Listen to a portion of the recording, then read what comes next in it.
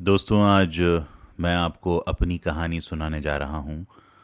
मैं वैसे तो बहुत कहानियाँ सुनाता हूँ, तो सोचा आज अपनी कहानी सुनाता चलूँ आपको। मेरा नाम तो आप जानते ही हैं, उज्ज्वल त्रिवेदी। मेरी कहानी शुरू होती है 1978 से। थोड़ा पुराना हूँ मैं। ये 1978 वही साल था जिस साल मेरा जन्म हुआ।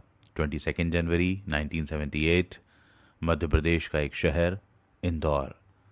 लेकिन मेरा जन्म जिस शहर में हुआ उससे जुड़ी कोई भी यादें नहीं हैं मेरे पास, क्योंकि मेरे जन्म के कुछ 1.5-2 साल के अंदर मेरे माता पिता उत्तर प्रदेश के शहर बरेली शिफ्ट हो गए थे। तो मेरा बचपन, पढ़ाई लिखाई, यार दोस्त सब बरेली के हैं। घर में एक छोटी बहन, मम्मी पापा, ये छोटा सा परिवार। पापा का टाइपराइटर का बिजनेस, जो सच कहूँ तो चलता नहीं था, क्योंकि जब तक हम बड़े हो रहे थे टाइपराइटर जाने लगे थे और कंप्यूटर्स आने लगे थे। खैर, बचपन थोड़ा सा अभावों में और तंग हालातों में गुजरा। पढ़ाई में अच्छा था नहीं।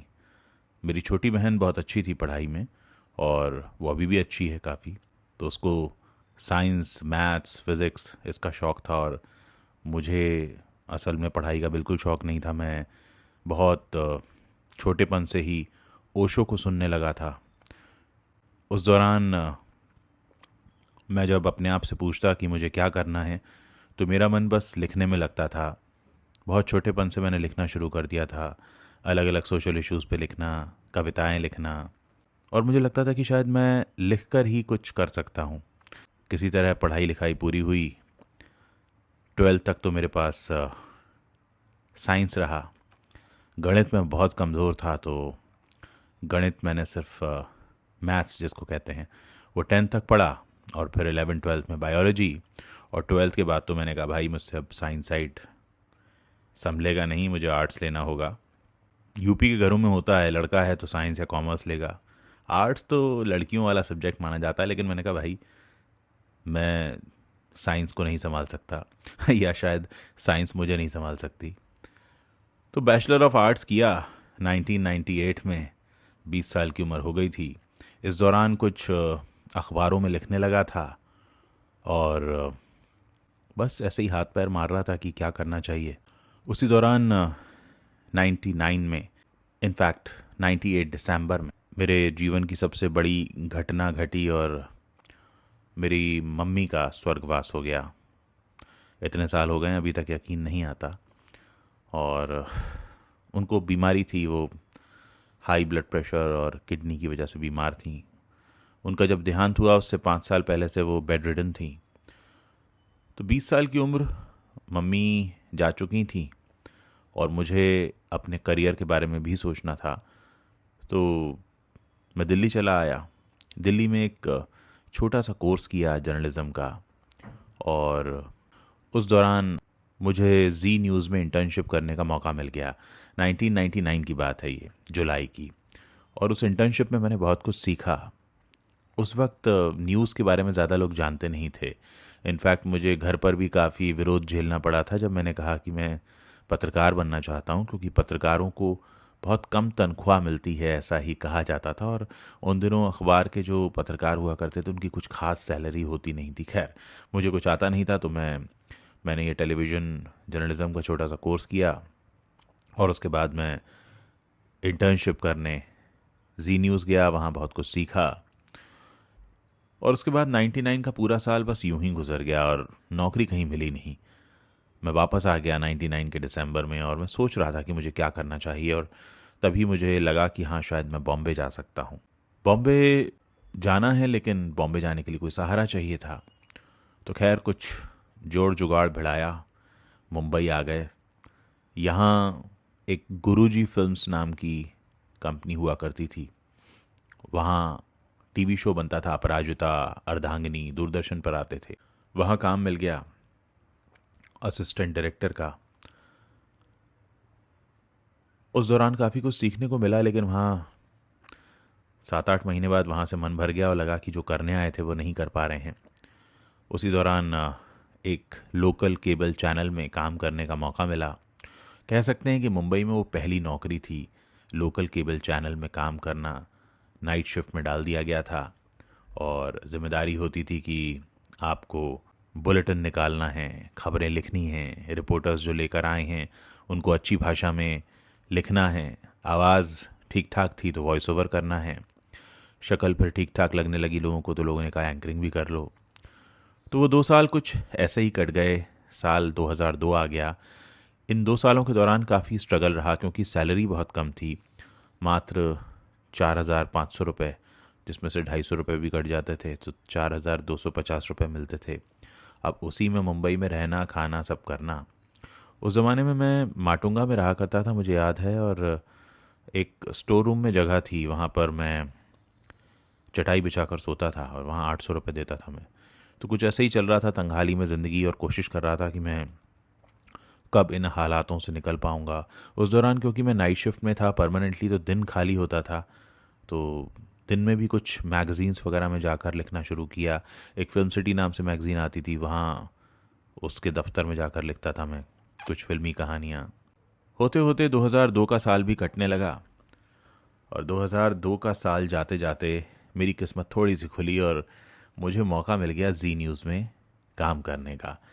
जी न्यूज़ वाले मुझे उस वक्त 10,000 रुपये की सैलरी दे रहे थे और मेरे लिए बहुत बड़ी बात थी क्योंकि मैं कुल 4,250 रुपये कमाता था। 2 साल से कोई इंक्रीमेंट हुआ नहीं था और अक्सर खाने पीने के भी वांदे रहते थे, हालत ख़राब रहती। सोचा कि चलो अच्छा है, थोड़ी किस्मत खुली। 2002 शायद नवंबर का महीना रहा होगा, मैंने जी न्यूज़ ज्वाइन कर लिया। जी न्यूज़ ज्वाइन करने के बाद सब कुछ वहाँ नया था, सैटेलाइट चैनल में कभी काम नहीं किया था। उसी दौरान एक और घटना घटी। अमिताभ बच्चन के पिताजी श्री हरिवंश राय बच्चन का देहांत हो गया और इत्तेफाक से जब उनका देहांत हुआ तो कोई ऐसा व्यक्ति हमारे चैनल में मौजूद नहीं था जिसकी हिंदी ठीक ठाक हो और जो लाइव कर सके। और यकीन मानिए तब तक लाइव तो मैंने भी नहीं किया था, लेकिन मुझे खड़ा कर दिया गया कि आपको लाइव करना है।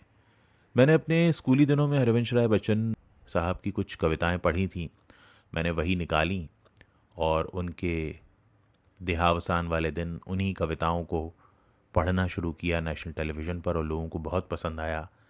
और एक तरह से उस दिन सब ने कहा कि आपने बहुत अच्छे से संभाला, पहली बार आपने लाइव किया, लेकिन इतना अच्छा आपने काव्य पाठ किया, इतना अच्छा आप बोले हैं, तो ये बहुत अच्छी एक कोशिश आपने की है। तो एक तरह से वो मुझे पहली बार कॉन्फिडेंस आया कि हाँ मैं लाइव कर सकता हूँ और एक लाइव टेलीविज़न में काम कर सकता हूँ। उसके बाद धीरे धीरे मौके मिलते गए। उसके बाद मैंने एनडीटीवी में काम किया, फिर स्टार न्यूज़ में काम किया, फिर सीएनबीसी में काम किया। ऐसे ही करते करते E24 लॉन्च किया। बहुत सारे प्रोग्राम्स में काम करने का मौका मिला। बहुत कुछ नया था जो हो रहा था, वो दौर ही ऐसा था कि बहुत कुछ नया हो रहा था और मैं करता जा रहा था, मुझे मज़ा आ रहा था। मुझे लिखना, पढ़ना, बोलना, लाइव सेशंस करना बहुत अच्छा लगता था। होते होते ये दौर निकल कर आया। 10 साल कहाँ चले गए पता ही नहीं चला। 2011 आ चुका था और मैं उस वक्त E24 में था। और जिस वक्त मैंने E24 ज्वाइन किया था 2007 में, तो फिर ऐसा लग रहा था कि उनका ऑफिस भी दिल्ली शिफ्ट हो गया था और 2011 में मुझे वापस आना था मुंबई। तो 2011 में मैंने जूम ज्वाइन किया। जूम ज्वाइन करने के बाद मुझे जिम्मेदारी दी गई यूट्यूब चैनल लॉन्च करने की। तो जूम का जो यूट्यूब चैनल है टेलीटॉक इंडिया, वो मैंने लॉन्च किया 2013। जूम का काम करने का एक्सपीरियंस भी बहुत अच्छा रहा। इस पूरे दौरान जो मैंने आपको बहुत जल्दी से बता दिया कि कैसे 2002 से 2013 आ गया, इस ज़माने की बस कहानियाँ यही हैं कि मैं बहुत सारे बॉलीवुड पर्सनालिटीज़ का इंटरव्यू करता था और अपनी स्टोरीज़ करता था और एक रिपोर्टर की तरह, एक प्रोग्राम प्रोड्यूसर की तरह मेरी ज़िंदगी चल रही थी।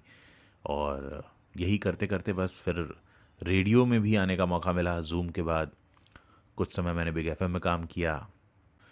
अनु कपूर का जो शो है सुहाना सफ़र और नीलेश मिश्रा का यादों का इडियट बॉक्स, ये सारे शोज़ के लिए काम करने का मौका मिला। और 2 साल रेडियो में काम करने के बाद मेरा मन भर गया था। मुझे लगा कि मैं फिर से किसी डिजिटल मीडियम में भी जाना चाहता हूँ।